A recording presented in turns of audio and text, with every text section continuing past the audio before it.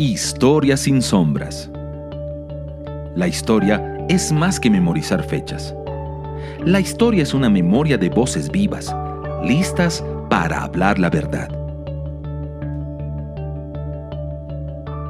Querigma Radio y Oikonomos te invitan a sumergirte en la historia revelada. Acompáñenos a remover velos en la historia sin sombras. Hola, hola a todos, sean pero muy bienvenidos a un nuevo episodio de Historias sin Sombras. Como siempre, a través de la señal de Querigma Radio, ¿no es cierto?, que transmite a través de sus ondas radiales, a través de distintos dispositivos móviles, ¿no es cierto?, estos programas que sin duda son de edificación y de bendición, y esperamos que así lo sea, ¿no? Para cada uno de nuestros amigos, de nuestros hermanos que nos escucha a lo largo de quizás del territorio nacional, en el caso de aquellos que son chilenos, o también aquellos hermanos que quizás son extranjeros y nos escuchan en distintos lugares de Latinoamérica o incluso Europa.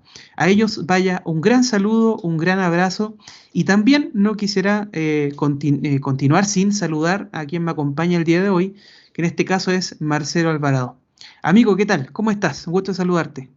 El gusto siempre ha sido mío, pues Ángelo, saludarlos y muy bendecidos, pues les agradecemos mucho su escucha y su paciencia hasta este programa. Muy bendecidos, gracias. Perfecto, gracias Marcelo por acompañarnos en este nuevo episodio de Historias sin Sombras.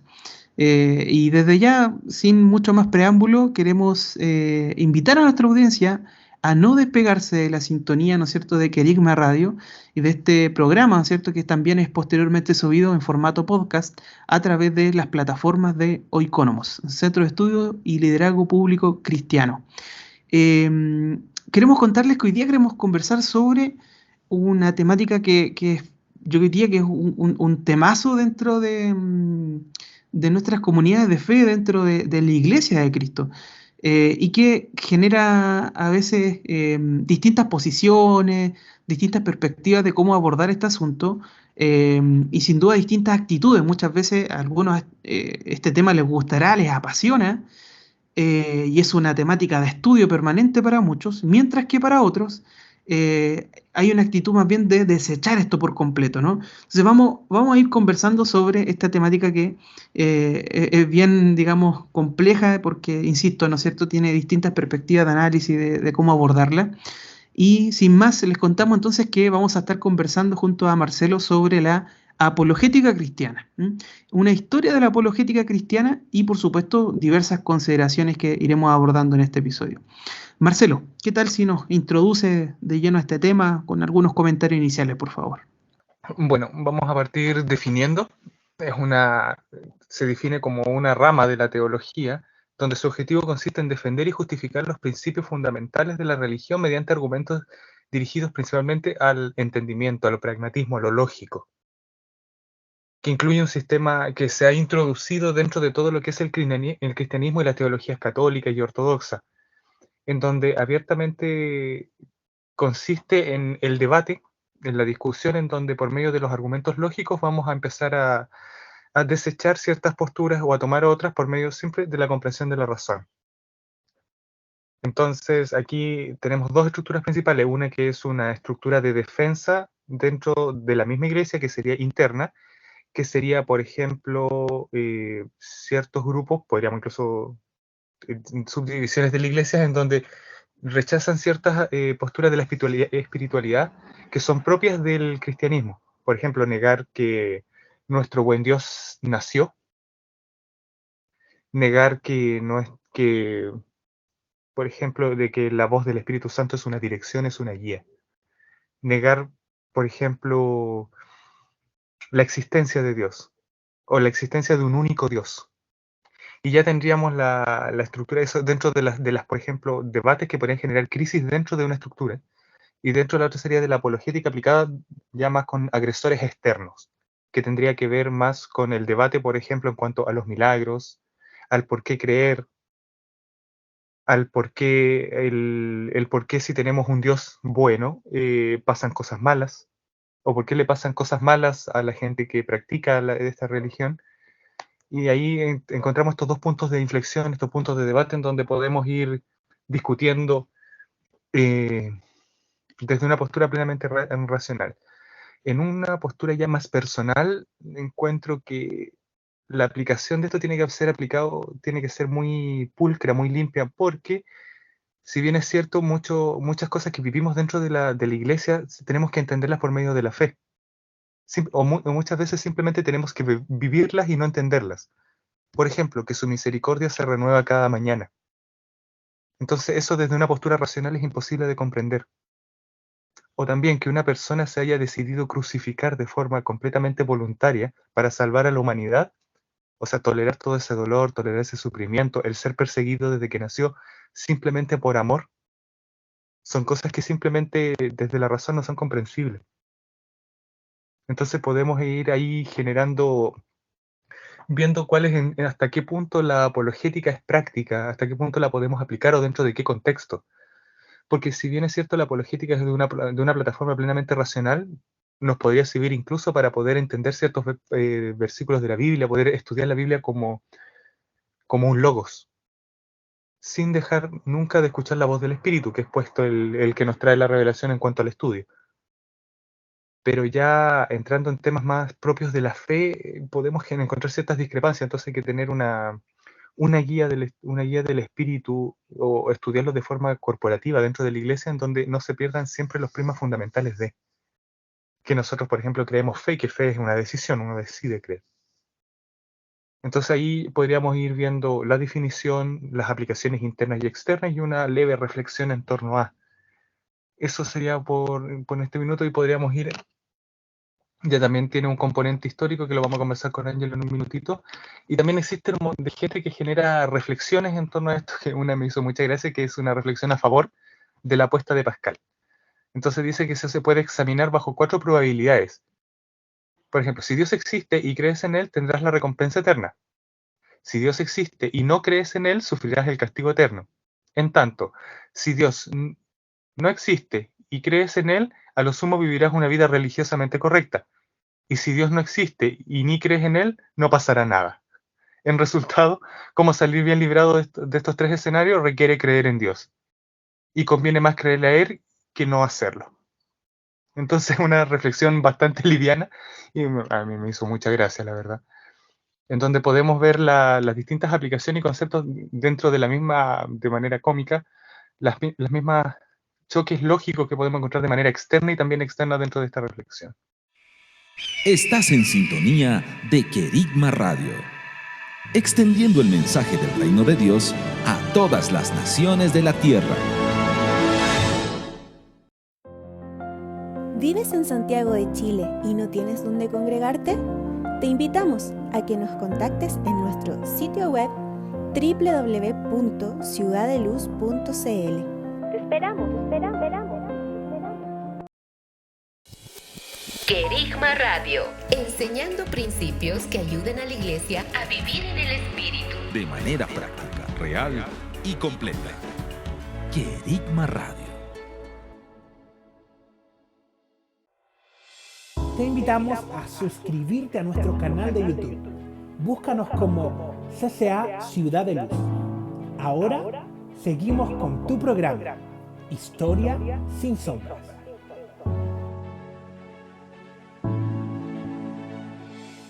Estamos en Historia sin Sombras conversando junto a Marcelo Alvarado sobre historia de la apologética cristiana. Y tal como comentaba Marcelo, efectivamente, la apologética trata justamente de la defensa, ¿no? Eso significa apologética, una defensa. O viene también dentro de la palabra apología, ¿no? Y es una defensa de algo, ¿no? Y cuando hablamos entonces de apologética cristiana, hablamos de la defensa de la fe, del dogma, de las creencias cristianas respecto de otras creencias o de otros ataques o discrepancias que puedan haber respecto de esa fe o de esos principios doctrinales, ¿no es cierto?, que tenemos nosotros como cristianos. Así que, ¿qué es la apologética cristiana? Bueno, es básicamente la defensa de la fe cristiana. Y claro, la palabra, de hecho, apologética aparece unas 17 veces en el Nuevo Testamento, ya sea tanto en forma de sustantivo como de verbo, Y, insisto, se traduce de esa manera, ¿no? Como defensa de la fe cristiana. Y esto es muy relevante, de hecho, ya en el siglo II después de Cristo, a los seguidores de Jesús, que de hecho argumentaban a favor de su fe, se les empezó a llamar así, como apologistas. Porque por supuesto ellos trataban de dar cuenta, ¿no es cierto?, o dar razones de su fe. Entonces, cuando uno conversa sobre apologética, está conversando sobre una defensa de la fe cristiana, pero no cualquier tipo de defensa, sino de una defensa que se va a basar en la razón, se va a basar en la razón, en ciertos argumentos lógicos, argumentos que pueden ser racionales, ¿no es cierto?, para poder de algún modo convencer al otro de la veracidad de nuestro dogma, de la veracidad de las creencias que tenemos como cristianos, o por el contrario, de derribar, ¿no es cierto?, ciertas creencias incorrectas desde el punto de vista cristiano. Y como decía, esto está en la palabra, de hecho, en la escritura, si uno revisa, hay distintos acercamientos a esto, y uno podría decir que probablemente uno de los apóstoles que probablemente más practicó la apologética fue Pablo, ¿no? Fue Pablo, quien de hecho era muy instruido, ¿no es cierto? Por ejemplo, en Filipenses, en el capítulo 1, en el versículo 7, él dice lo siguiente, dice: como me es justo sentir esto de todos vosotros, por cuanto os tengo en el corazón y en mis presiones, y en la defensa y confirmación del Evangelio. Todos vosotros sois participantes conmigo de la gracia. Entonces él habla entonces de una defensa del Evangelio, una defensa y confirmación del Evangelio. Un par de versículos más abajo, 10 versículos más abajo, ¿no es cierto?, en Filipenses 1:17, dice: pero los otros por amor, sabiendo que estoy puesto para la defensa del Evangelio. Para la defensa del Evangelio. Así que Pablo parece que era un promotor del Evangelio, ¿no es cierto? Era un vehículo de Dios, un instrumento del Señor para llevar el Evangelio del reino, ¿no es cierto?, a los gentiles, a aquellos que no eran judíos, y extender, ¿no es cierto?, los límites de aquello que Dios estaba trayendo sobre la tierra. Pero en particular, él fue un defensor del Evangelio. Y no solamente Pablo, sino también Pedro, ¿no? En Pedro también vemos esto, y probablemente este es el versículo más conocido como para empezar a hablar sobre apologética, que es Primera de Pedro, capítulo 3, versículo 15, que dice lo siguiente, dice: santificad a Cristo como Señor en vuestros corazones, estando siempre preparados para presentar defensa ante todo aquel que os demande razón de la esperanza que hay en vosotros, pero hacerlo con mansedumbre y reverencia. Esta es la versión de la Biblia de las Américas, la que acabo de compartirles. Entonces, Pedro hace ahí un llamado muy interesante, ¿no? Que es estar preparado para presentar defensa a todo aquel que lo pida, a todo aquel que lo demanda, a todo aquel que parece que va a buscar eso, ¿no? ¿Qué cosa entonces? Una razón de esa esperanza que hay en ti. Pero también dice, hay que hacerlo con mansedumbre y reverencia.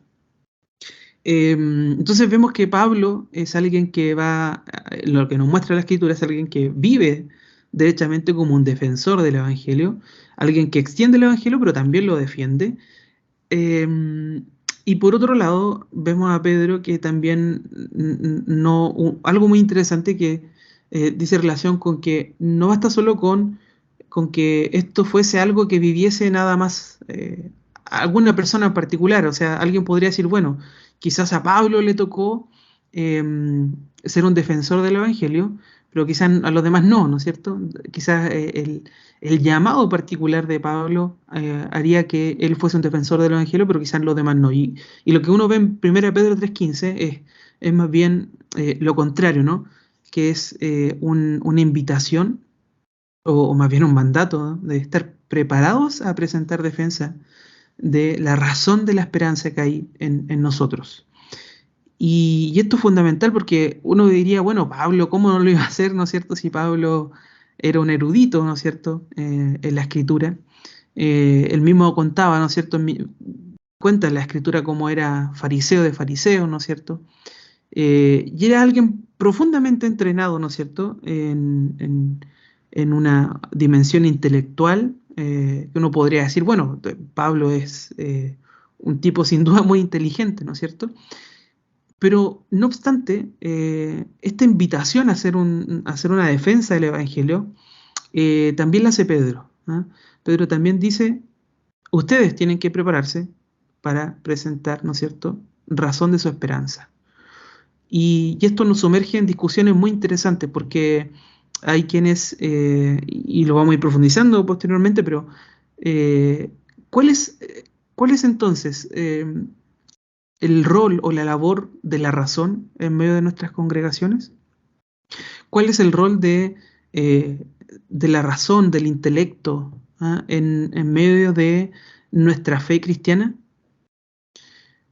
Y creo que eso es fundamental tenerlo como claro, porque a veces hay extremos donde uno a veces de algún modo se mueve hacia un extremo donde va a desechar por completo la razón, el razonamiento, el intelecto, mientras que hay otro extremo que va a estar manifestado, ¿no es cierto?, en una especie de cristianismo ultra racional, donde todo tratamos de racionalizarlo y pareciera que la fe queda disminuida, ¿no es cierto?, en un escenario como ese.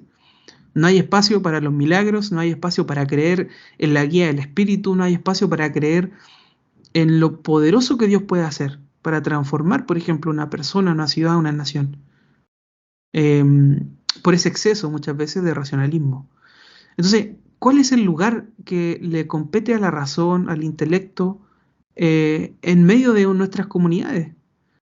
¿Cuál es el lugar que le compete, ¿no es cierto?, en medio de nuestra vida rendida a Cristo?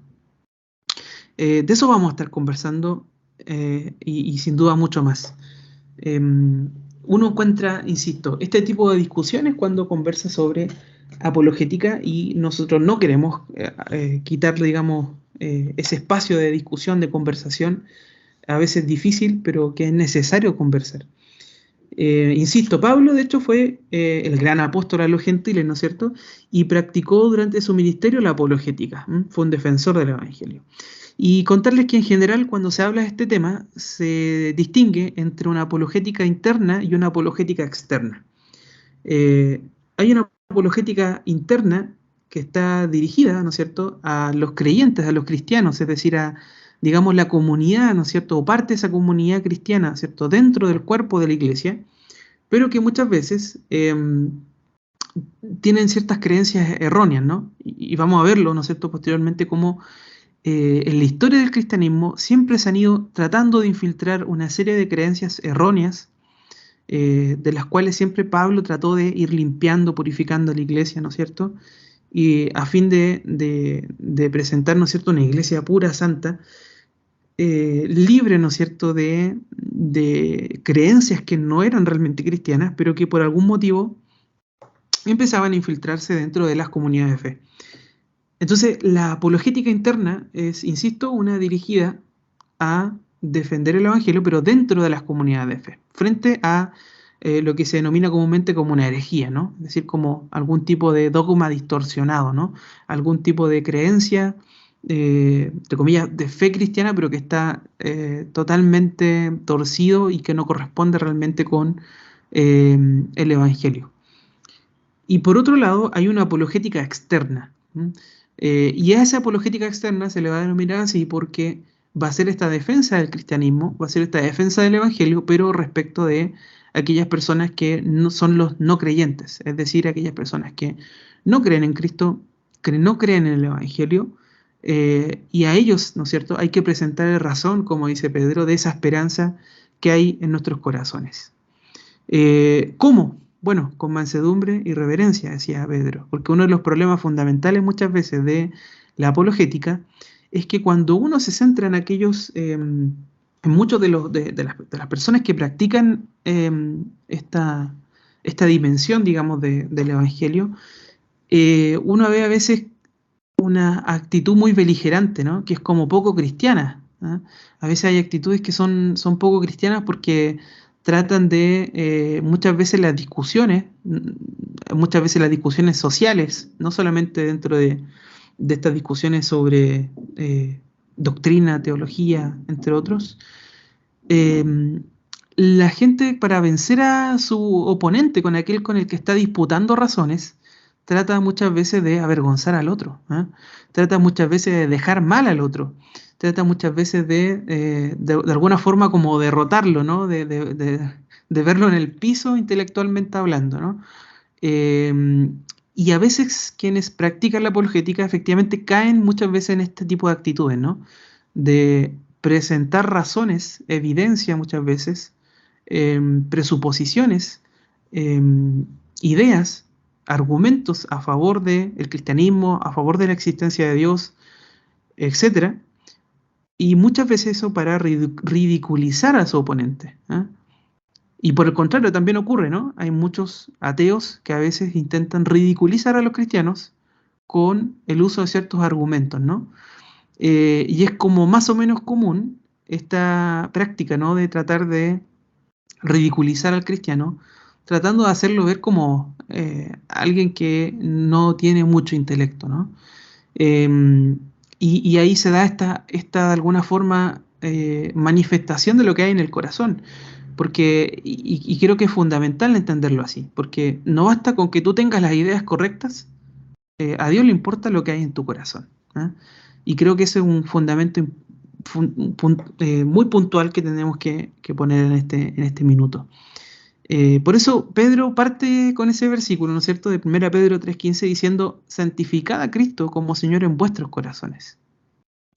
Y por eso es que creo que es muy interesante cómo parte diciendo esto, porque a reglón seguido, claro, continúa esta idea de, bueno, presentemos una defensa de la fe.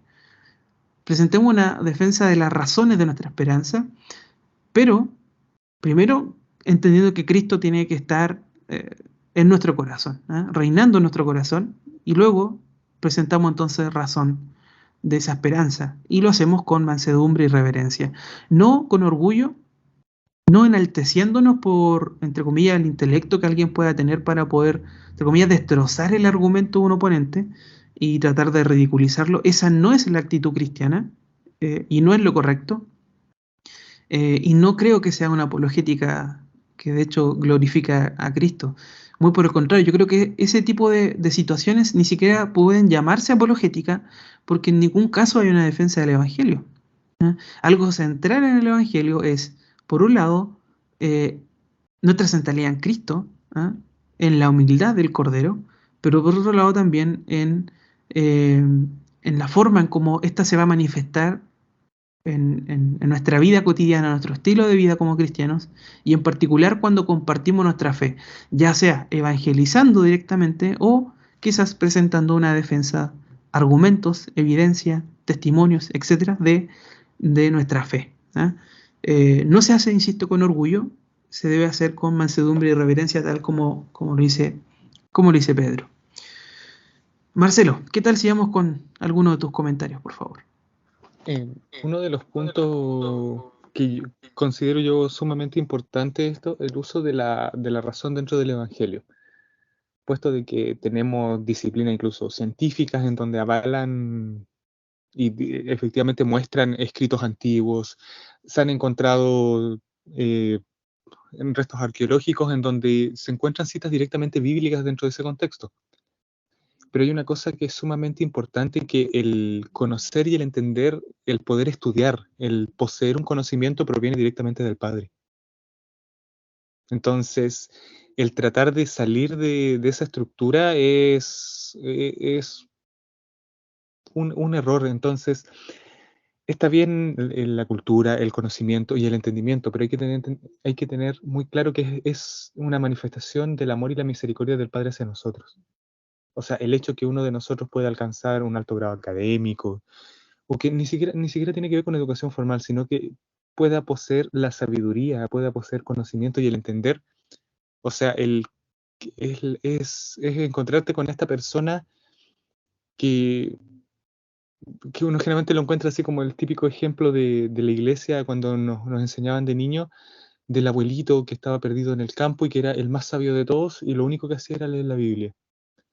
Entonces su conocimiento, su entendimiento está más vinculado a la posición correcta. O sea, él estaba mirando el entender y el conocer la vida desde una posición idónea, que es la que da el Padre, es sumergido desde el Padre, es mirar a través de los ojos de Él. Entonces ya el sacar una discusión y el tomar una discusión fuera de esta posición ya nos pone en un problema porque te pones en una plataforma que no corresponde. Entonces ahí encontramos el tema de discutir la fe desde una postura racional. La fe es básicamente comprender una verdad desde lo espiritual. Entonces eso es discutir un concepto desde dos plataformas totalmente distintas. Entonces, si bien es una postura muy personal, el razonamiento, el poder entender, el cognitivismo es una herramienta que el Padre nos dio para poder seguir entendiéndolo y conociéndolo a Él. Por ejemplo, se manifiesta mucho en el área de la salud. En esencia, existe mucha literatura que tiene muchas definiciones en torno a la definición de salud, pero por ejemplo, la salud en esencia es conocimiento duro al servicio de un desconocido. Entonces, farmacología, farmacodinamia, neurociencias y cuánta tecnicismo ustedes deseen utilizar en pos de servir a otro. Entonces, eso es una aplicación de un conocimiento en pos del servicio, y eso es un acto de servicio, y el Padre lo manifiesta muy bien. Entonces, de hecho, Él vino a servir a la tierra. Entonces, en cuanto tomamos el cognitivismo y la razón, siempre tiene que ver desde una función desde el cuerpo, no para contrarrestar o caer en discusiones que muchas veces son vanas. También hay que tener mucha atención en ello. Pero también el uso de la razón tiene que ver con defender las verdades que son realmente de reino. Por ejemplo, lo vemos en las políticas públicas, el tema del aborto, el tema de normalizar el homosexualismo, que son discusiones que efectivamente la Iglesia debe tener una voz clara de cerrar las puertas porque eso atenta contra la verdad de nuestro buen Dios. Pero ahí la plataforma de discusión es distinta porque si desde lo funcional, desde lo práctico, las políticas públicas tienen una estructura y un sentido. Es un movimiento de tipo estratégico para poder manifestar y es una estructura de orden y el orden también lo respeta el Padre. O sea, el Padre pone las autoridades. Entonces, dependiendo de la plataforma en donde estemos, la función que le estemos dando al razonamiento y al cognitivismo es en donde tenemos que posicionarnos para poder entenderlo y aplicarlo. Entonces, ahí un argumento, el alto grado académico, algún abogado que se maneje en el mundo de las letras, otros biólogos, en fin, pueden prestar su opinión para poder defender esto desde una postura que no necesariamente tiene que citar una cita bíblica, sino del hecho de hacer manifiesto una verdad que está escrita en la Biblia sin ni siquiera mencionar el nombre de Dios, es también defender lo que dice nuestro buen Padre. Entonces es cuando, ejemplo de educación media, como es acá en Chile, el que un pequeño se niegue a meterse al mundo de las drogas, se niegue a decir garabatos, por ejemplo. Son actos de defensa en cuanto a la cultura de reino, una cultura pura, una cultura. Entonces, ahí pasamos a otro tercer punto que sería el tema del testimonio. Si yo quiero realmente defender dar una defensa de la Biblia, dar una defensa de la estructura que nuestro Padre nos ha dado, de las órdenes, su diseño, tiene mucho que ver manifestarse por medio del testimonio, en donde podemos ir sin decir una palabra, decir más que todas las explicaciones dadas juntas, como dicen, una imagen vale más que 1000 palabras. Entonces, no sé, cuando te dan el vuelto extra en alguna compra en el Lecol y te devuelves para devolverle el dinero que no es tuyo. Entonces, generalmente ese tipo de actitudes que son muy pequeñas y generalmente pasan todas desapercibidas, no están así. Entonces, eso también es una buena defensa de... Y también la conversación racional en donde el escudriñar la palabra, escudriñar la Biblia, el citar el diccionario Strong, el Vives, el tener una Biblia textual, por ejemplo, o cualquier otra Biblia que sea, el escudriñar la palabra desde una postura totalmente racional es bueno porque dentro del entender y estudiar la palabra podemos conocer a nuestro buen Dios. Pero siempre tenemos que tener presente el equilibrio de que la palabra de Dios es vida. El Padre es un verbo hecho carne, como dice el libro de Juan. Entonces, siempre tener cuidado con los extremos. Es bien interesante este tema porque, si bien es cierto, la Biblia dice de que por falta de conocimiento pereció mi pueblo, entonces es importante conocer lo que dice la palabra, tanto para la fe personal de cada uno, es decir, yo puedo defender mi mente de los ataques del maligno conociendo la palabra de lo que dice el Padre de mí. Pero no puedo desconocer de que todo lo que puedo entender proviene desde el Padre. Entonces es un equilibrio que solamente lo entrega Él y estar dentro de un cuerpo, que es la posición en donde el Padre nos ha dado. Es sumergido en Él y sumergido en su estructura que formó como cuerpo, como iglesia. Ahí me pasé por unos temas bastante amplios, di como varios puntos, así que fui tocando de forma lineal. Estamos en Historias sin Sombras conversando junto a Marcelo Alvarado sobre apologética cristiana y también sobre el rol, ¿no es cierto?, de la razón y de la fe dentro de nuestra vida en el Evangelio. Y resulta que hay varias, si uno analiza, ¿no?, si uno quisiera adentrar en una historia de apologética, hay periodos bien distinguibles, ¿no es cierto?, de la apologética o de la defensa del Evangelio. Se habla en general, ¿no es cierto?, de 8 periodos muy distintos, en cuyo primer caso, ¿no es cierto?, se encuentra el periodo apostólico, en segundo lugar el periodo patrístico, en tercer lugar el periodo escolástico, luego el reformado, el astronómico, el ilustrado, el moderno y posteriormente el periodo contemporáneo. 8 entonces periodos de desarrollo histórico de la apologética cristiana, donde han habido distintas situaciones específicas en donde la Iglesia ha tenido que presentar defensa del Evangelio y de la doctrina cristiana.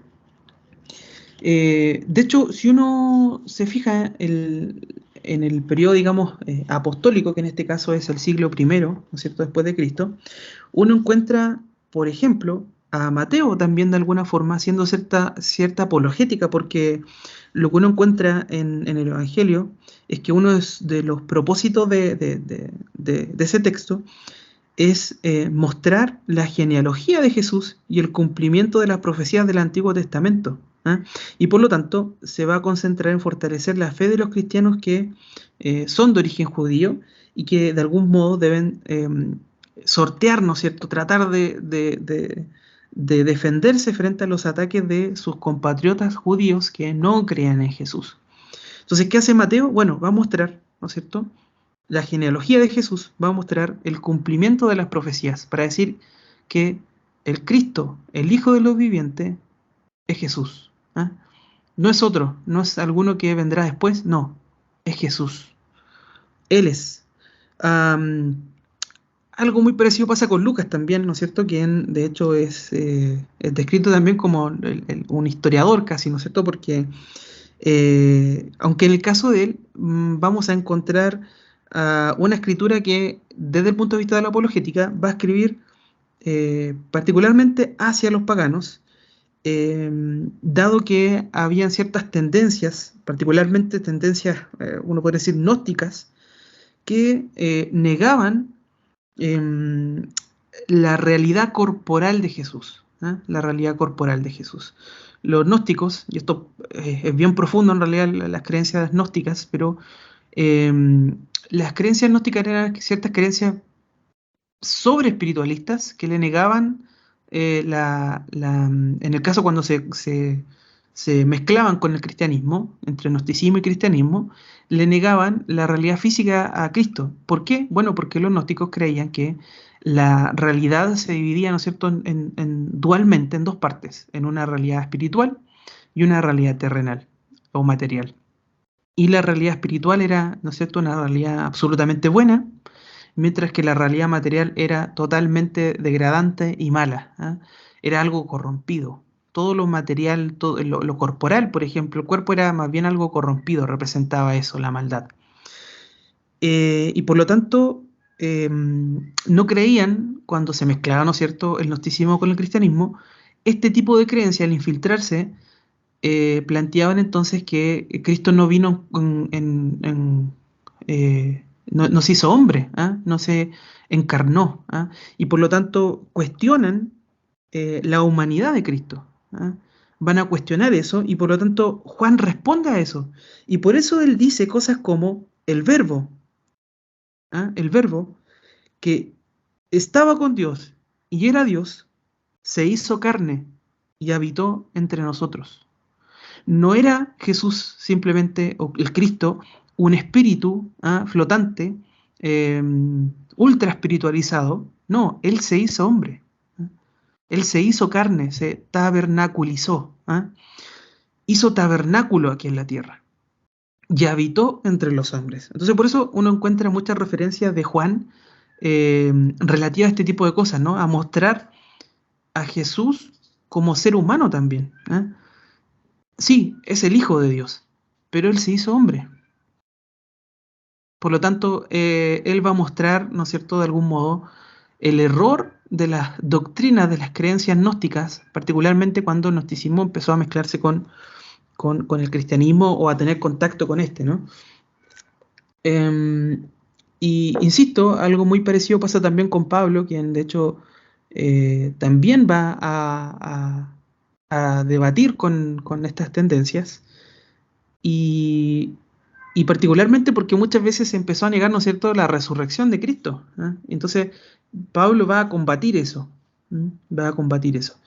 Lo mismo el apóstol Pedro, que también en este periodo, ¿no es cierto?, va a ser relevante porque hay, al parecer en su segunda epístola, en el capítulo 3, uno ve que dentro del escenario cristiano de ese minuto, parecía que habían personas que que ridiculizaban la segunda venida del Señor. Entonces él va a responder a eso. Va a responder a eso. Y así, ¿no es cierto?, una serie de elementos que uno va a encontrar dentro de la Escritura que responden a esa realidad, ¿no?, de defender el cristianismo, de defender el Evangelio y decir, esta es la verdad. Hay quienes a lo mejor pueden creer algo distinto, pero esta es la verdad. Esto es lo que hemos recibido del Señor. Y esto es lo que es cierto. Así que entonces la Iglesia apostólica se mantuvo en esta especie como de doble apologética, ¿no? En una apologética externa, defendiéndose, ¿no es cierto?, de ataques externos, como el ataque del gnosticismo, pero también tratando a atajar, ¿no es cierto?, esos problemas teológicos, doctrinales también internos, que por supuesto también los hubieron, ¿no? Habían discusiones internas dentro de las iglesias cristianas respecto de ciertas materias doctrinales y que tenían que también ser zanjadas. Después de eso viene el periodo patrístico, ¿no es cierto?, que va del siglo II al V, y aquí uno va a encontrarse también, ¿no es cierto?, a la iglesia luchando contra el gnosticismo. Uno se encuentra luchando contra el gnosticismo y, por ejemplo, también van a haber episodios muy interesantes como la disputa, ¿no es cierto?, de un filósofo pagano llamado Celso, quien de hecho era un defensor de la cultura helenística, de la cultura griega, y él escribió una obra contra los cristianos que se denominó Discurso Verdadero. Discurso Verdadero. Y él creía en un Dios supremo, pero también una multitud de dioses locales subordinados al Dios supremo. Estaba convencido de algo, estaba convencido de que los judíos y que los cristianos estaban corrompiendo las tradiciones paganas y socavando los cimientos de la sociedad. Interesante, ¿no?, cómo él pensaba esto. Y noten lo siguiente, hay ideas que todavía hasta el día de hoy se han extendido, hay gente que cree esto, ¿no? En ese libro, Celso afirma que Jesús nació de una unión adúltera y que aprendió artes mágicas en Egipto, mediante las cuales engañó a las personas. Y no solo eso, sino que también inventó ese supuesto nacimiento virginal. Y es interesante porque estas ideas no han muerto, siguen todavía, al parecer, ahí vigentes en muchas personas. Y frente a esta obra, a rebatirle Orígenes, un cristiano que va a responder a sus críticas, ¿no es cierto?, justamente en un texto que se va a denominar Contra Celso, Contra Celso, que era este filósofo pagano, defensor de la cultura helenística. Y él va a decir que va a argumentar que efectivamente Celso está equivocado, ¿no es cierto?, particularmente respecto de la idea de que el cristianismo es como algo perjudicial para la sociedad, ¿no? Él va a decir que eso no es cierto, que los cristianos perfectamente no es que vayan a causarle algún mal a la sociedad o al Estado. ¿Por qué? Bueno, porque las relaciones que promueve el cristianismo se basan en el amor y el respeto al prójimo. Entonces, no tiene sentido que quienes promueven el amor y el respeto al prójimo puedan de algún modo socavar los cimientos de una sociedad. Todo lo contrario. Es cierto, ¿no es cierto? Es cierto que ocurrió en ese entonces, y como también ocurre el día de hoy, muchos seguidores de Jesús se negaban a usar armas. ¿Ah? Se negaban a usar armas porque eran personas que creían en la paz, ¿no? Y por lo tanto muchos renunciaban a ciertos cargos públicos o también renunciaban, ¿no es cierto?, por ejemplo, a ser soldados muchas veces. No querían ser soldados. Entonces, ese es como un argumento como para decir, bueno, parece que los cristianos entonces no son mucho aporte al Estado, no son un aporte a la sociedad, pareciera que sus ideas más bien son contrarias, socavan la sociedad. Y él dice, no, Orígenes rebate a Celso, le dice que muy por el contrario, es cierto que efectivamente muchos cristianos no usan armas, y no lo van a hacer por razones de conciencia y de fe, pero no obstante, la sociedad entera se beneficia por medio de las oraciones, de la intercesión y las enseñanzas del cristianismo, que invitan a vivir a las personas de manera justa y honesta. No solo a creer en Cristo, sino también a vivir de una manera correcta, de una manera justa, de una manera en la que uno da su vida por los demás. Entonces, se equivoca Celso, ¿no es cierto? Dice Orígenes en resumen. Y así hay una serie de discusiones que se van a dar, ¿no es cierto?, en este periodo denominado como el periodo patrístico, y posteriormente de este periodo viene el periodo que se denomina como periodo escolástico del siglo VI al siglo XIII. Y este periodo va a estar particularmente, digamos, caracterizado por el Imperio Romano y la caída del mismo, ¿no es cierto? La caída particularmente del Imperio Romano debido a las invasiones de las tribus bárbaras. Y claro, frente a eso hay una crítica muy interesante porque se va a criticar, ¿no es cierto?, a la Iglesia de que de algún modo por culpa de la Iglesia, el Imperio Romano cae, ¿no? Y se ve como devastada, como si fuese cierto entonces el argumento que daba Celso. Y aparecen ciertas personas que van a tomar y van a beber de ciertas filosofías que por supuesto no son cristianas, como Anselmo de Canterbury, quien de hecho es considerado el padre de la escolástica. ¿Por qué? Bueno, porque va a defender la fe, pero utilizando la filosofía greco-latina, es decir, la filosofía romana y también la filosofía griega para defender la revelación cristiana. Y por lo tanto va a ser entonces considerado como el padre de la escolástica.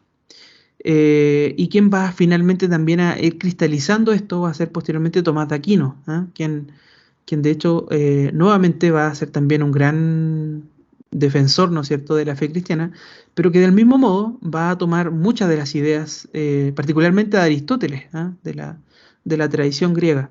¿Para qué? Bueno, para defender el cristianismo. Entonces, él va a, de algún modo, hacer una especie de recuperación de la filosofía aristotélica y va a compaginarla, ¿no? Va a hacer una especie de mezcla con la fe cristiana. Todo con tal de establecer una especie de acuerdo entre fe y razón, entre fe y razón. Y esto es lo que se va de alguna forma a ser característico de este periodo escolástico.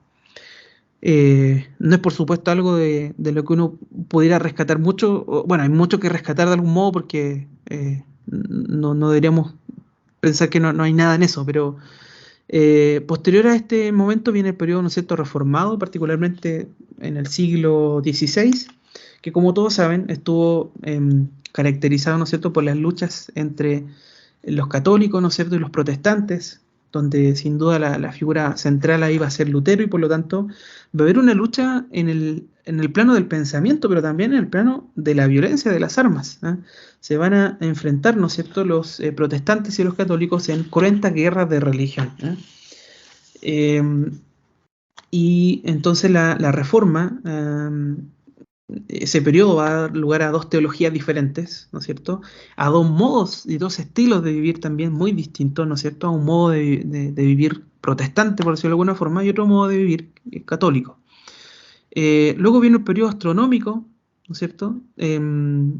Muy relevante porque en el año 1540, ¿no es cierto?, Copérnico va a afirmar que la concepción tolemaica, geocéntrica del universo, aceptada por la Iglesia Católica, era falsa. Entonces, él va a decir que la Tierra no era el centro del universo.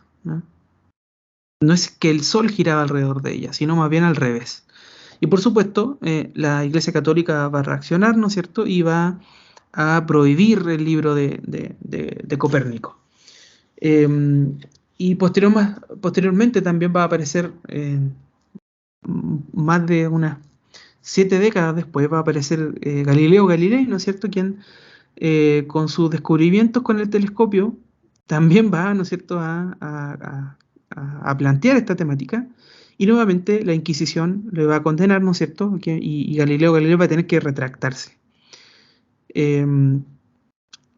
Posterior a esto viene el periodo de la crítica ilustrada en el siglo XVIII y siglo XIX, y esto va a ser relevante porque acá va a aparecer la figura de Descartes, o Descartes, como se pronuncia directamente.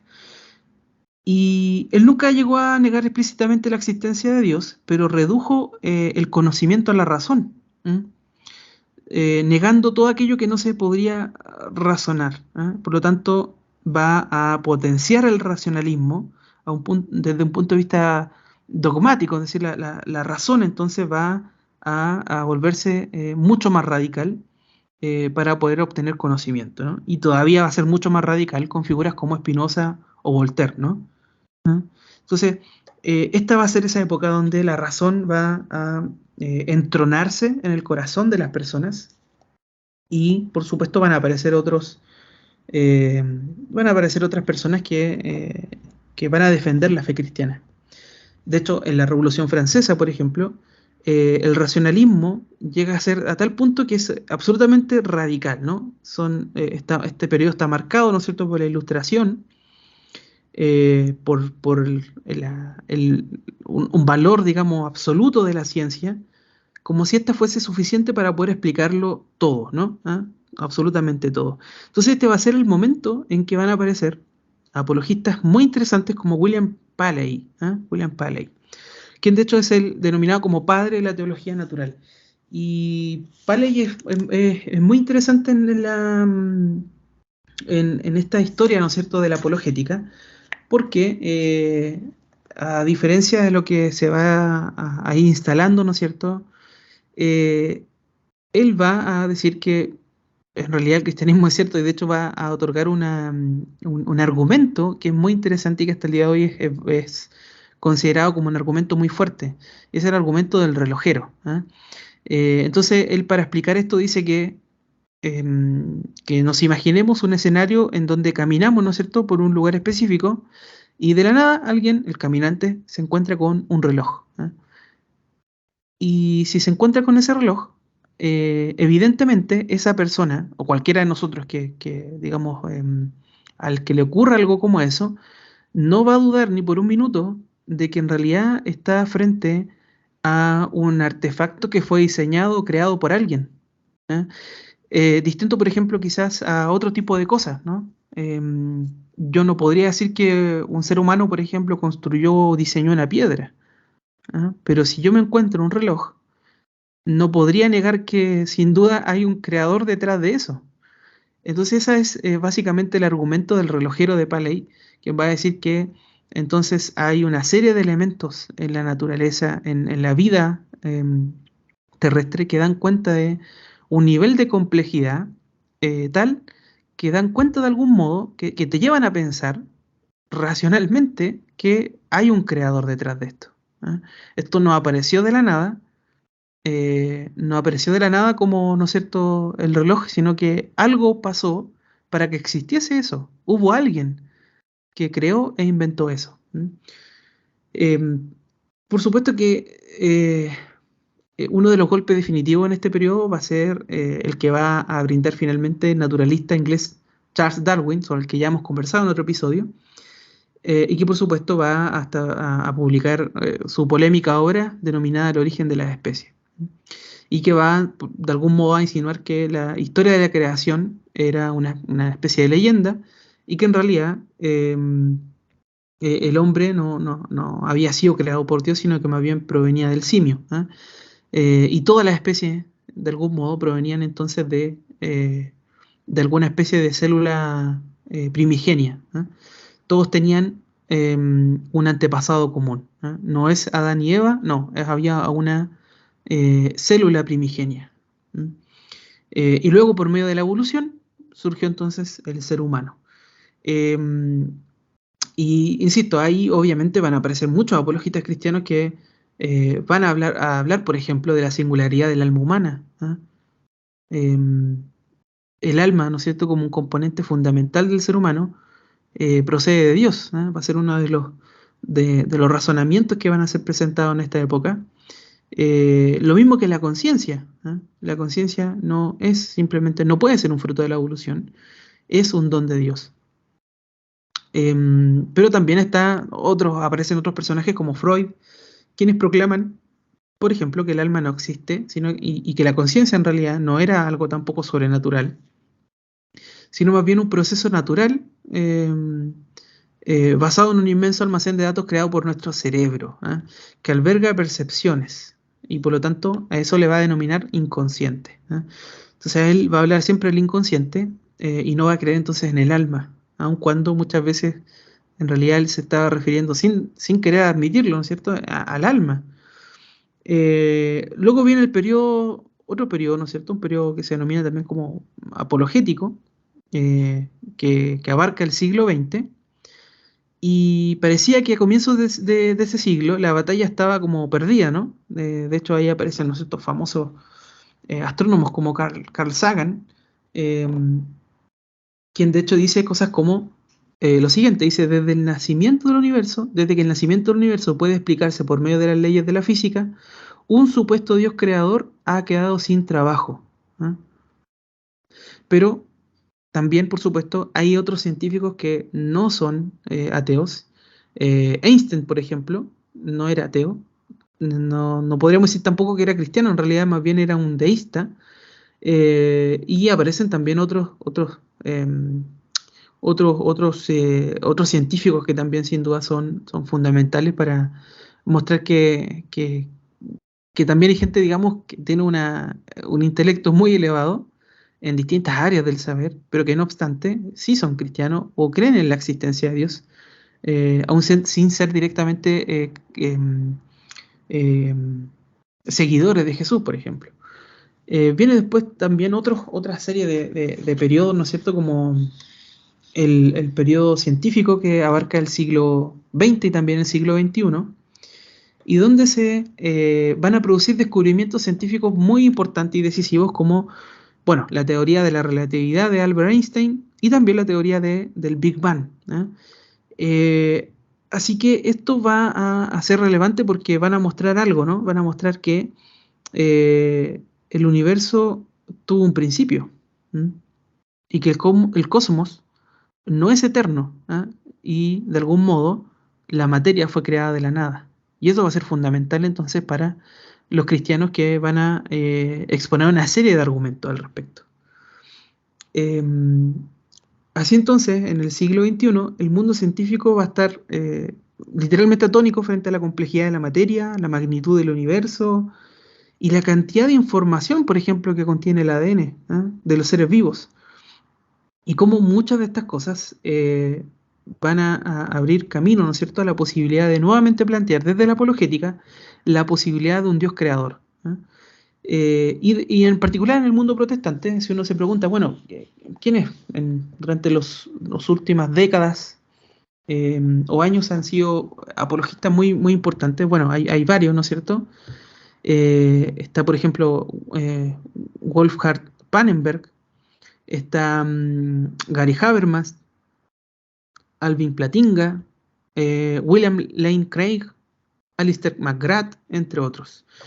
En español hay uno también muy relevante, muy interesante, que es Antonio Cruz. Antonio Cruz, de hecho, él tiene un texto muy relevante al respecto. Bien, ¿qué tal si vamos con algunos de tus comentarios, Marcelo? Dentro de los periodos que mencionaste, me gustaría destacar el periodo patrístico del siglo II al V, específicamente con un par de autores. Ireneo, que discute y debate mucho con el gnosticismo de Marción, y también Justino y Clemente, que son filósofos que se convirtieron finalmente al cristianismo y defienden la fe desde la filosofía que ellos practicaban y enseñaban. Y de las declaraciones muchas que hacían es que el cristianismo y el creer no era simplemente una herejía judía, sino que era plenamente compatible con lo que era la razón y que era un acceso a lo sublime que era lo eterno. Y dentro de ello me gustaría destacar la frase violenta, pero muy contundente de Tertuliano, que es un abogado, era abogado, de 160 al 222 después de Cristo, uno de los brillantes apologistas que dio una frase que hace referencia incluso a los temas de la persecución, que dice, parafraseando, más somos cuando derramáis sangre, que la sangre de los cristianos es semilla. Lo encuentro muy así al grano, muy, muy directo. Entonces de ello podemos encontrar una discrepancia en cuanto a los debates desde la razón en cuanto a las dos posturas que estamos destacando en este periodo, que es el gnosticismo y la postura cristiana desde la postura racional, desde un abogado y desde dos filósofos, en donde podemos encontrar este tipo de debate. Otra postura importante es si me puedes ayudar con la palabra, Ángelo, no me puedo acordar del tecnicismo como tal, que tiene que ver mucho con seguir los placeres del cuerpo, que era una cultura proveniente de la cultura griega. Hedonistas, si no me recuerdo mal. En donde tenemos aquí un debate y un choque entre específicamente el seguir una conducta cristiana, el seguir la defensa de la conducta cristiana en cuanto a la pureza, al no tener mezclas, y al otro al placer y el placer sin desenfreno, y el otro al básicamente atentar contra los dogmas propios de la religión como tal, que sería por el gnosticismo, que tú muy bien lo definiste hace un par de minutos. Esos serían los puntos más importantes que destacaría dentro de lo que estamos conversando. Estamos en Historias sin Sombras conversando junto a Marcelo Alvarado sobre historia de la apologética cristiana y sobre el rol que tiene la razón, ¿no es cierto?, en medio de nuestra fe. Y conversamos entonces que habían una serie de momentos históricos, ¿no es cierto?, de periodos donde la Iglesia tuvo distintos desafíos a la fe, particularmente, ¿no es cierto?, desde la razón, donde la razón empezó a ser entronada, ¿no es cierto?, de un modo en que desplazó a la fe, ¿eh? Históricamente uno puede ver cómo la razón humana empezó a ser, insisto, entronada, y la fe empezó a ser desplazada, ¿eh? Como si fuese algo a través de lo cual no pudiésemos acceder a nada, ¿no? Como si no fuese valioso. El valor entonces o el método para obtener conocimiento ya no es la revelación, ahora es la razón, ¿eh? Pero no cualquier razón, sino una especie de raciocinio radical, ¿eh? Sin embargo, la apologética se ha encargado de presentar defensa del Evangelio, ¿no es cierto? Y de hecho, para muchos la apologética es una rama, una disciplina dentro de la teología. Y se han presentado una serie de argumentos que son argumentos como, digamos, de cabecera, ¿no?, para defender la idea de la creación, la idea de un Dios creador. Y uno de esos argumentos fundamentales es el argumento cosmológico, ¿eh? Y bueno, cuando uno habla del argumento cosmológico se refiere primero ¿no es cierto?, al cosmos, que quiere decir todo lo que existe, pero particularmente trata de designar la idea del universo, ¿no es cierto?, y todos los seres vivos, ¿no es cierto?, que este contiene. Y cuando uno habla de este argumento, lo que quiere decir es que todo lo que existe se debe básicamente a la acción divina, ¿eh?, a una acción creadora, valga la redundancia, de un creador, ¿eh? No todas las sociedades han creído esto, evidentemente. Muchos creían, por ejemplo, que la materia siempre ha sido eterna. ¿Ah? La materia es eterna. Y la verdad es que lo que nos muestra el cristianismo es que eso no es cierto. Dios creó todo desde la nada. ¿Ah? O como dice una expresión, ¿no es cierto? Ex nihilo, desde la nada, ¿no es cierto?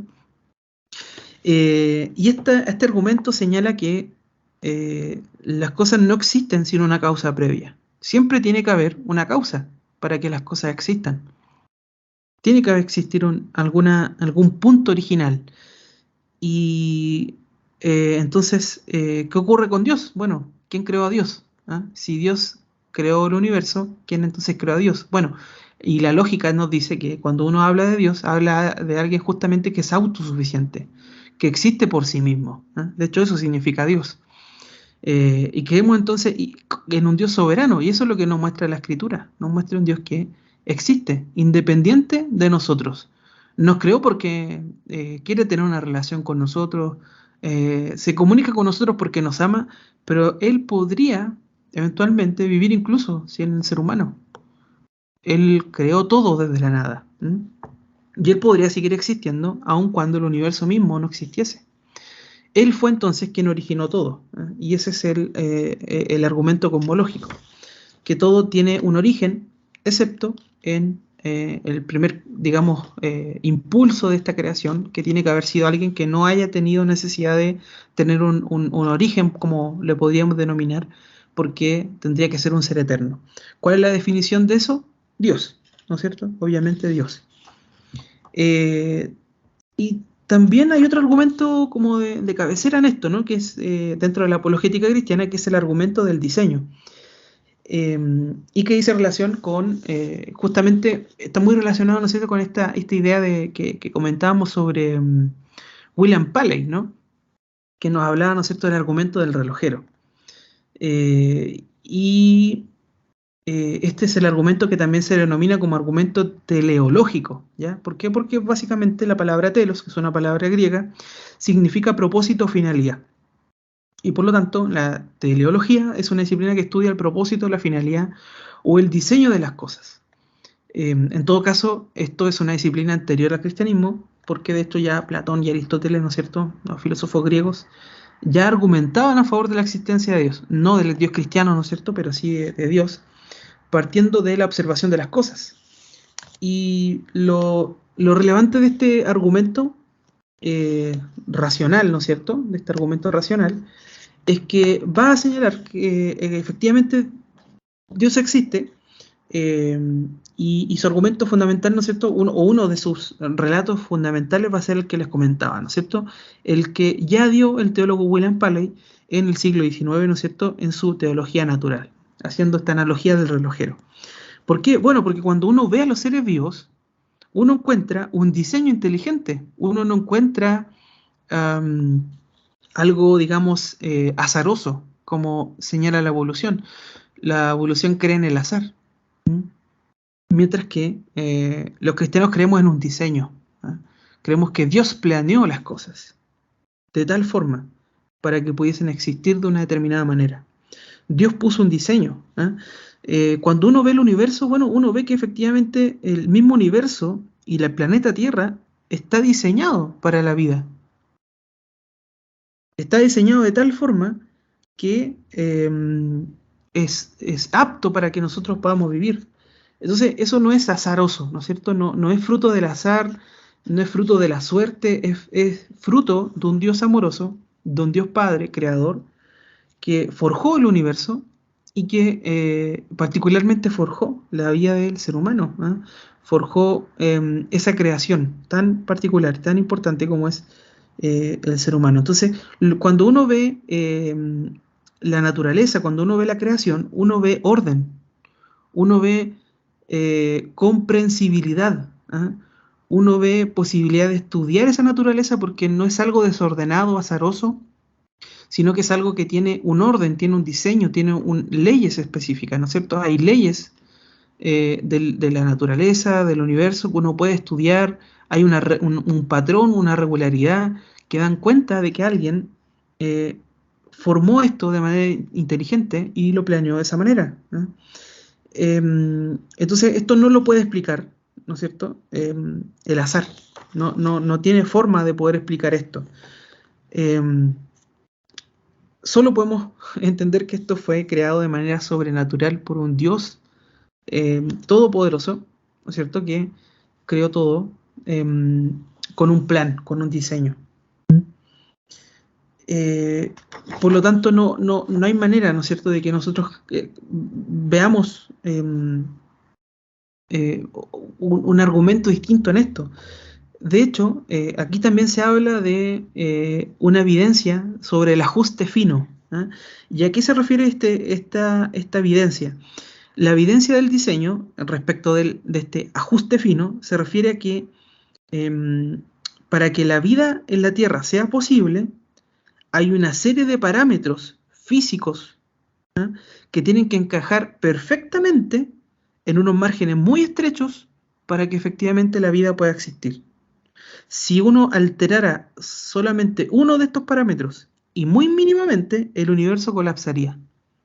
Entonces uno encuentra en el universo entonces un asombroso equilibrio de fuerzas que permite pensar que alguien lo diseñó con propósito.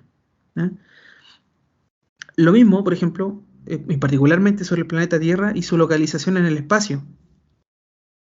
Insisto, ¿no es cierto? Está el planeta Tierra dispuesto de una manera tan precisa, la inclinación del eje terrestre tiene una precisión que no puede ser explicada, insisto, por el azar. La distancia del Sol también es una distancia adecuada, la distancia de la Luna es una distancia adecuada, la atracción gravitatoria también, ¿no es cierto?, es un parámetro físico adecuado, la duración del día y la noche, etc. Insisto, si alguno de esos parámetros se alterase, se extinguiría todo rastro de la vida en el planeta. ¿Por qué entonces cada una de estos distintos elementos, de estas distintas cosas, de estos distintos aspectos físicos, calza de tal manera, tiene un ajuste tan fino que esto hace pensar que alguien lo creó, ¿no? Que alguien lo diseñó. Si esto fuese azar, si el universo existiese simplemente por puro azar, como creen los materialistas y los naturalistas, y en general los ateos, ¿no es cierto?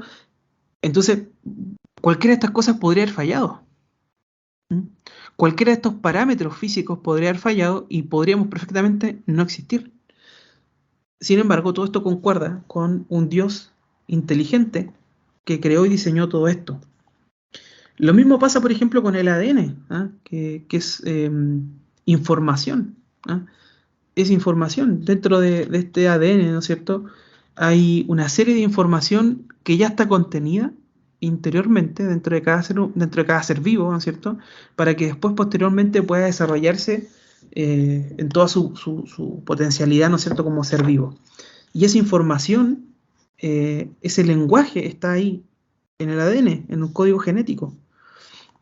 Entonces, insisto, hay una serie de elementos que nos hacen pensar que hay diseño. Lo mismo la complejidad. Hay una complejidad irreductible, dicen muchos científicos. De tal modo que es imposible que la evolución haya creado algo, ¿no es cierto?, por medio del azar, haya creado, por ejemplo, el ojo humano. El ojo humano es de una complejidad irreductible. Es decir, no podría haberse creado de forma gradual. No podría haberse creado, por ejemplo, una parte del ojo y después de eso desarrollar, evolucionar otra parte del ojo necesaria para ver. Todas las partes del ojo son necesarias para poder tener visión. Si usted quita una parte de ella, ya no es funcional. Entonces se cae entonces la teoría de la evolución con eso. O sea, hay una serie de complejidad biológica que está que muestra evidencia de diseño, tal como lo define el biólogo Michael B., que dice que existe entonces una complejidad irreductible. Muchos órganos, muchas estructuras o los metabolismos de los seres humanos literalmente son sistemas absolutamente complejos, que no pueden funcionar sino como una unidad entera integrada. Si hubiese un proceso gradual, como propone el darwinismo, entonces simplemente el sistema no podría funcionar y no podría ni siquiera haber existido, ¿no? No podría haberse perfeccionado por medio de la evolución. Por otro lado, y ya por último, ¿no? Como para también ir cerrando ya, hay un tercer argumento también de cabecera dentro de la apologética, que es el argumento moral. Y que hace referencia al sentido moral que tiene el ser humano internamente. ¿Ah? Es como si, de algún modo, existe una serie de patrones morales que existiesen independiente de tu cultura, independiente de donde tú crezcas, independiente de las leyes de tu país, independiente de lo que ciertas personas te puedan enseñar en una cultura muy distinta de un lugar del planeta a otro extremo del planeta. Lo cierto es que los antropólogos han descubierto que, independiente de la cultura, insisto, independiente de tu origen, los seres humanos tienen un sentido moral muy desarrollado que permite pensar en que hay una especie de, algunos lo desarrollan a tal punto de decir que hay una especie de derecho natural, ¿no? Pero hay una serie de pautas de comportamiento que uno acepta y otros aspectos que uno sabe que están mal, internamente, tu conciencia te dice que están mal.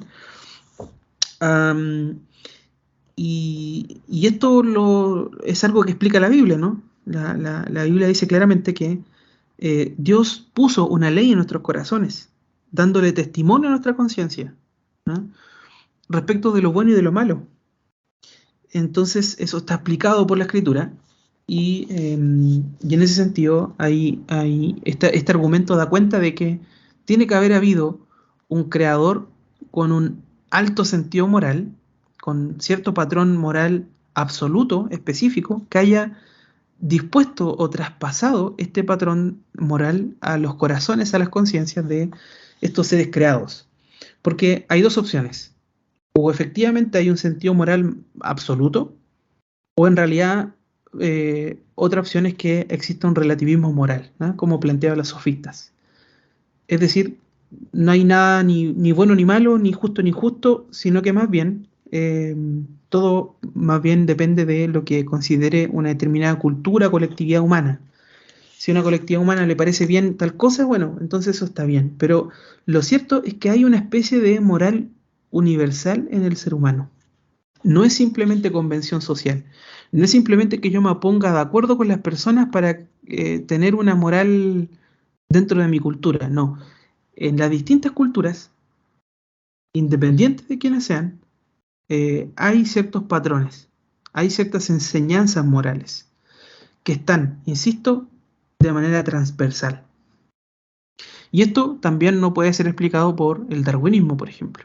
No puede ser explicado por el azar. No puede ser explicado de esa manera.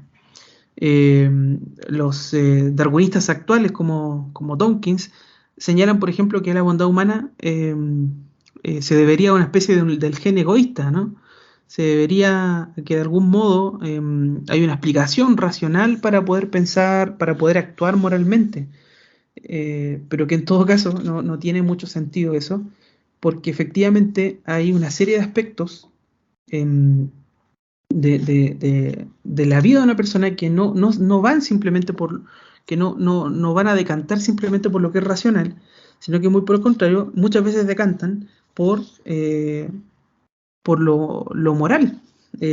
Hay un ejemplo, una frase, un párrafo en realidad de C.S. Lewis, quien de hecho fue un apologista fantástico, y él dice lo siguiente: suponed que oís un grito de socorro de un hombre que se encuentra en peligro. Probablemente sentiréis dos deseos: el de prestar ayuda, debido a vuestro instinto gregario, y el de manteneros a salvo del peligro, debido al instinto de conservación.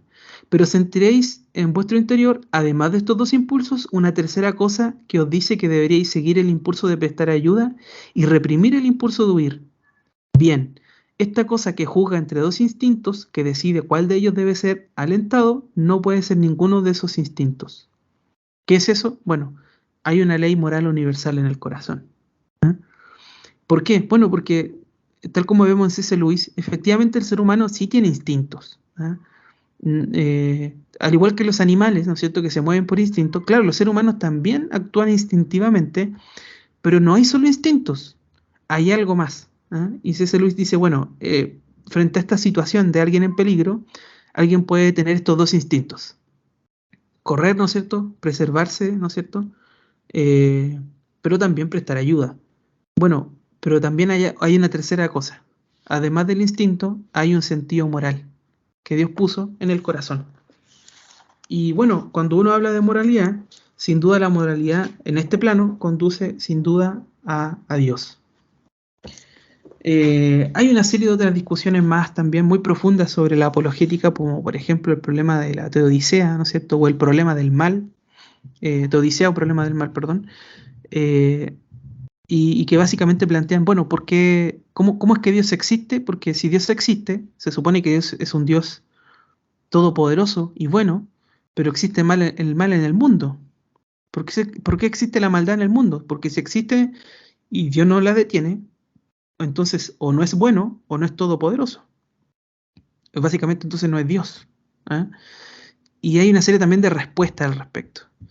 Sin embargo, se nos ha ido volando el programa en una temática que al menos a mí me parece apasionante. Pero yo quisiera ir ya cerrando para también darle un espacio a Marcelo para que pueda también hacer otros comentarios. A mí me parece que la razón tiene un lugar dentro de la fe. ¿Eh?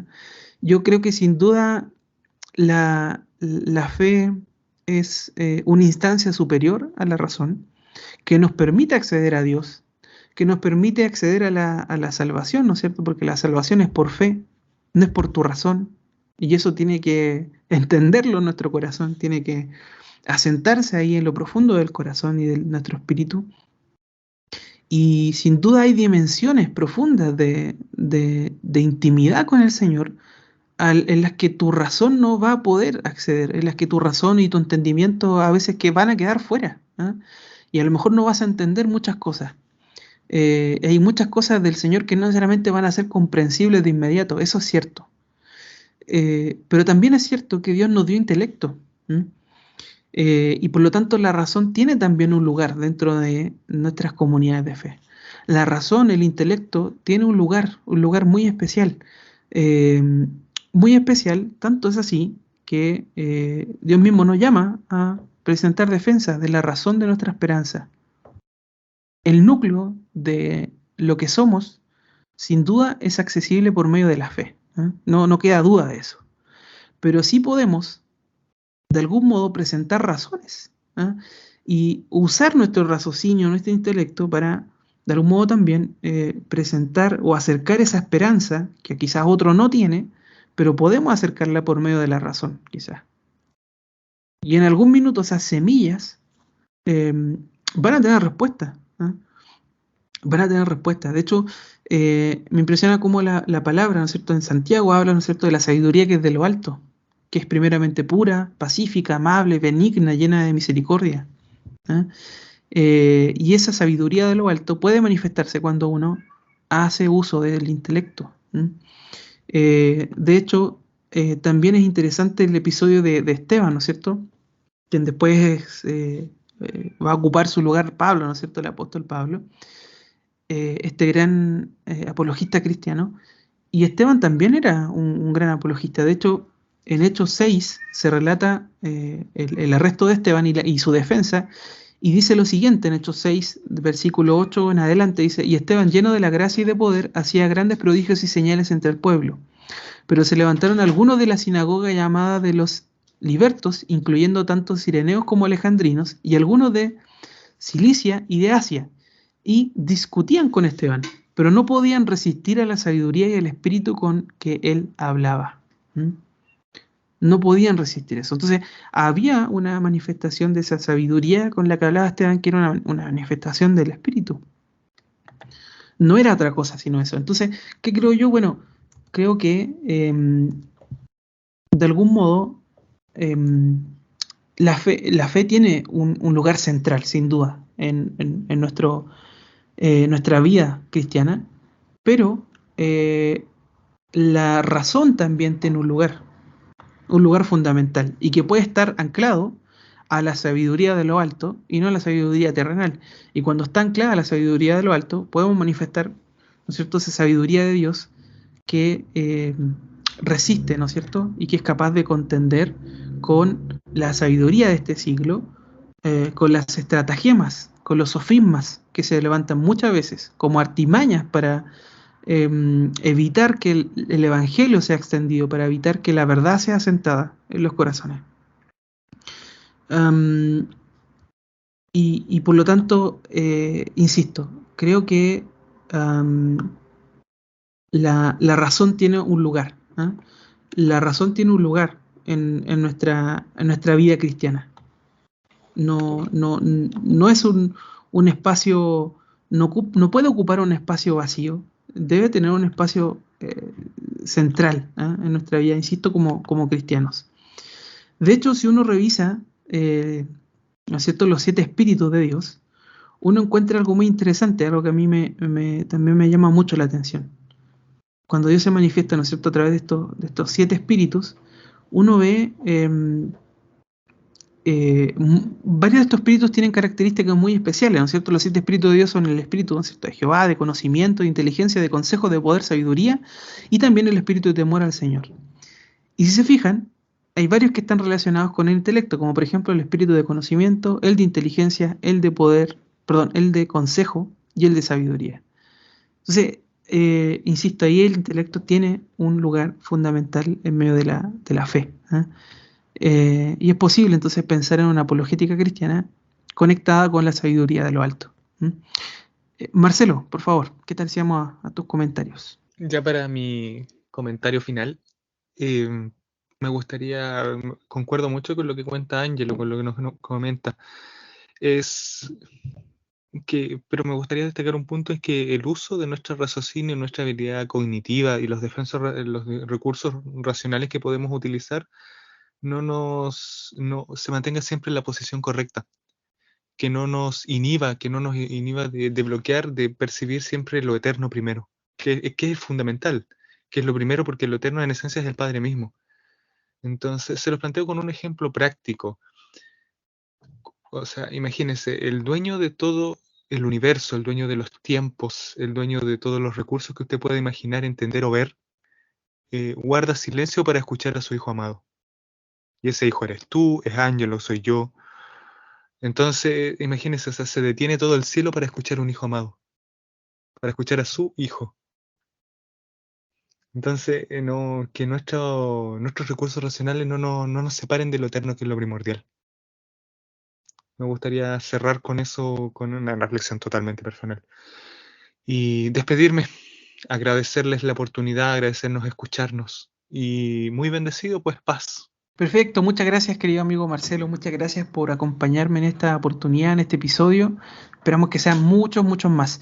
Y como siempre, también despedirnos y agradecer la sintonía de cada uno de nuestros amigos, auditores que nos sigue semana a semana a través de Radio Querigma, ¿no es cierto?, a través de este programa, particularmente donde queremos ir conversando estas temáticas sobre historia, revelación, sobre vida de la iglesia, y que sabemos y esperamos que sea de mucha bendición y que sin duda pueda generar mucho fruto, ¿no es cierto?, de conversaciones llenas de fe, apasionantes, donde podamos ser edificados mutuamente en el reino. Así que le mandamos un gran abrazo y nos encontramos en un próximo episodio.